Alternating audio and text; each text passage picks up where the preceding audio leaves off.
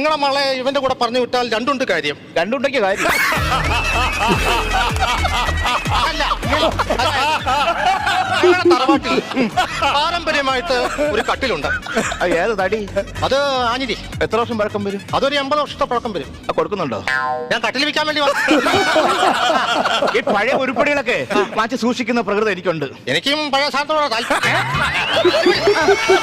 അപ്പോൾ ഈ കട്ടിലിൽ എന്താ പ്രത്യേകത?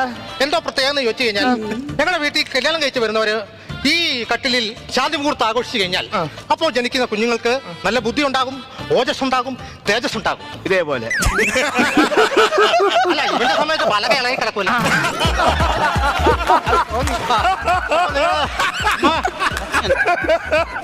അമ്മാവ ചെരുവായിട്ട് ആ കട്ടിലേലാണോ കിടക്കുന്നത്? എന്നിട്ടെല്ലാം അമ്മാവിന് പിള്ളേരുണ്ടാകത്തെ? ഒറ്റയ്ക്ക് കട്ടിലെ കിടന്ന് മക്കളെ സൃഷ്ടിക്കാൻ ഞാൻ ബാധിക്കാറില്ല.